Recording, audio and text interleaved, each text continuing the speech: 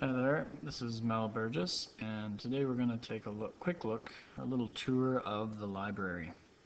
The library is the place you first see when you open Picasa. When you first open Picasa, you're going to see folders along the left-hand side, and these folders contain all of your pictures. On the right-hand side of the folders, you see thumbnails. The thumbnails are representations of your photos. They are your photos, but it's kind of smoke and mirrors, and I'll show you that in a minute. The quickest way to move from one folder of pictures to the other is just simply to click on the folders on the left, and you'll see yourself jumping from folder to folder. It can be a little disconcerting though, because you can see when I jump from a folder that has 354 pictures to a folder that only has 2, so that makes it flash in front of your eyes. If you want to take your time, there's a slider along the right hand side that allows you to scroll up or down. The further from the center point you drag it, the faster you go. So if I drag this all the way to the top, it becomes a blur. And then as I bring it down closer to the middle, the pictures slow down. As I go, the same thing if I drag it down to the bottom, they cruise really fast. And there are arrows at the top and the bottom that allow you just to click it once or twice. And the arrow with a line will jump you a whole folder up, and it will keep traveling up. Same as if you were to click on a folder itself on the left hand side. Now these thumbnails, which represent pictures, can be modified in their size. This doesn't affect the file size, this is just the viewing size. So what I'm doing is sliding your thumbnail viewer. So if you want to see a better idea of how many photos are in a folder, then you can drag it all the way to the left until the thumbnails are very small. Now if I scroll, I'll actually get through the folders probably much more quickly because I can see more photos in each folder, but they're hard to see. I usually keep it up pretty far to the right because I like to see the photos sort of a bit larger as I work through them and so on.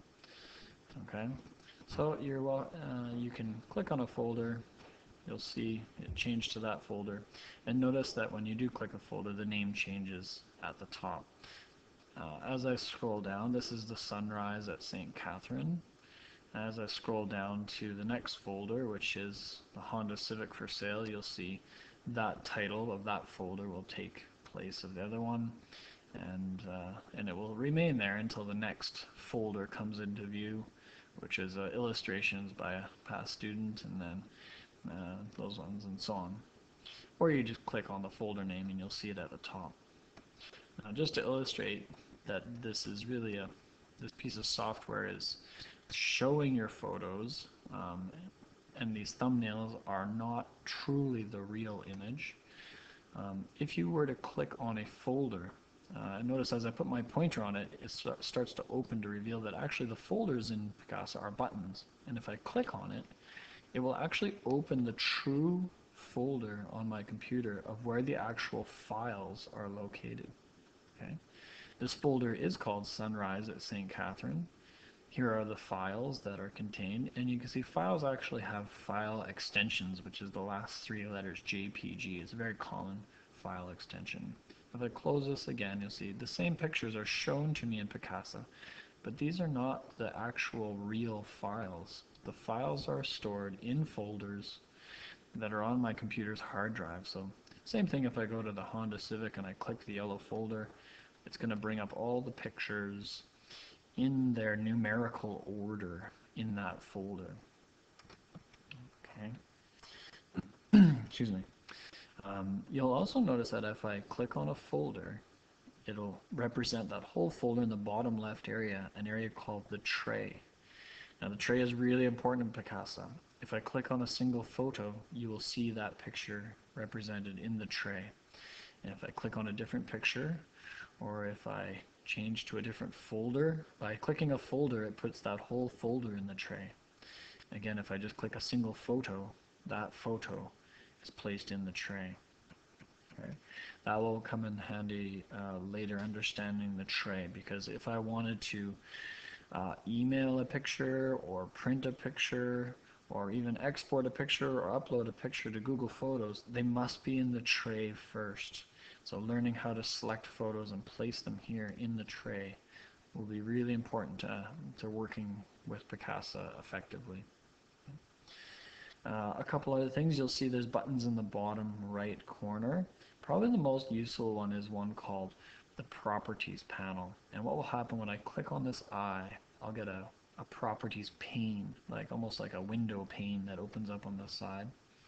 And it'll tell you all about the picture. So if I click on this picture, it tells me where that picture really is on my computer, the file, the actual file name of that picture, the size of the picture, it's 5.3 megabytes, its dimensions in pixels, the date that I took the photo, the flash was used, the focal length, which lens I have on my camera, and so many other details that you may or may not even be interested in. But as you get more into photography, these numbers may start to become more meaningful.